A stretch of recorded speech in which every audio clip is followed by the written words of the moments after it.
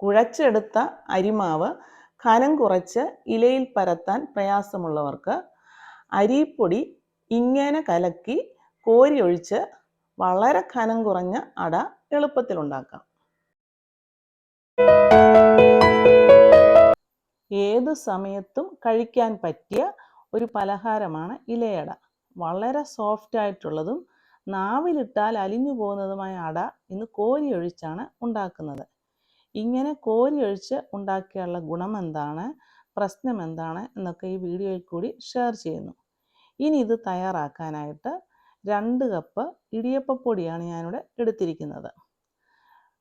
ഇതിലേക്ക് ആവശ്യത്തിന് ഉപ്പിടുക, കൂടെ 1 ടീസ്പൂൺ വെളിച്ചെണ്ണയും. വെളിച്ചെണ്ണയ്ക്ക് പകരം നെയ്യ് വേണമെങ്കിലും എടുക്കാം. എല്ലാം കൂടി മിക്സ് ആക്കണം.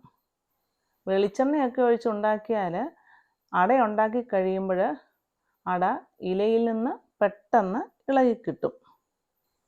ഇനി ഈ 2 കപ്പ് പൊടി കലക്കാനായിട്ട് 4.5 കപ്പ് തിളച്ച വെള്ളം എടുക്കുന്നുണ്ട്. കുറേശ്ശെയായിട്ട് ഒഴിച്ചു കൊടുത്തിട്ട് കട്ടകളൊന്നുമില്ലാതെ ഇളക്കി യോജിപ്പിക്കുക. വെള്ളത്തിൻ്റെ അളവ് പൊടിയുടെ ക്വാളിറ്റി അനുസരിച്ച് മാറും. നന്നായി കലക്കിയ ശേഷം ഈ കൺസിസ്റ്റൻസിയിൽ വേണം ഇത് കലക്കിയെടുക്കാനായിട്ട്. ഇനിയും ഇത് മാറ്റി വെക്കുക.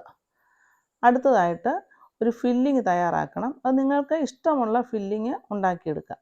ഇവിടെ ഞാൻ വിളയിച്ച ചക്കയിൽ തേങ്ങ ചിരകിയിടുന്നുണ്ട്. അതുപോലെ കുറച്ച് ഏലക്കാപ്പൊടി എല്ലാം കൂടി ചേർത്ത് നന്നായിട്ട് മിക്സ് ആക്കുക.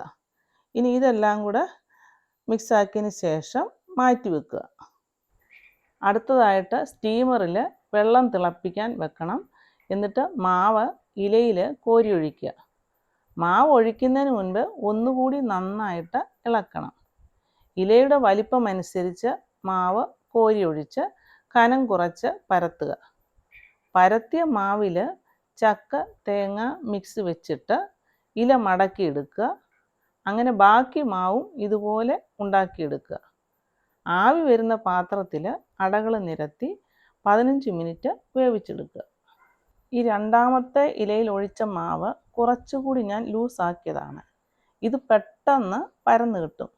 പക്ഷേ ആവിപ്പാത്രത്തിലൊക്കെ വെക്കുമ്പോൾ മാവ് ഒലിച്ചു പോകാതെ ശ്രദ്ധിക്കണം.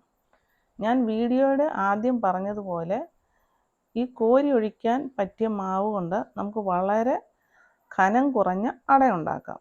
എന്നാൽ ഇത് ശ്രദ്ധാപൂർവം കൈകാര്യം ചെയ്യണം. അട ഉണ്ടാക്കി കഴിയുമ്പോൾ വളരെ സോഫ്റ്റായ അടയാണ് കിട്ടുന്നത്.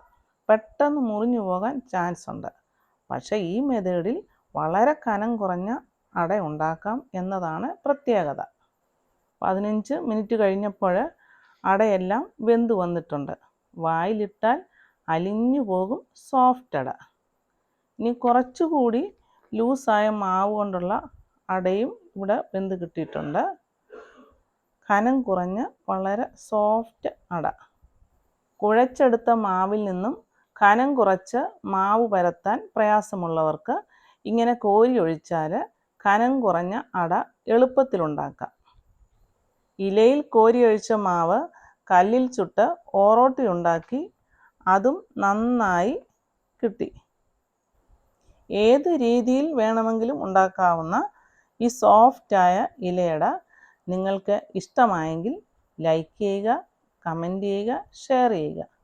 അടുത്ത നല്ലൊരു റെസിപ്പിയുമായി കാണുന്നത് വരെ ഹാവ് എ നൈസ് ടൈം.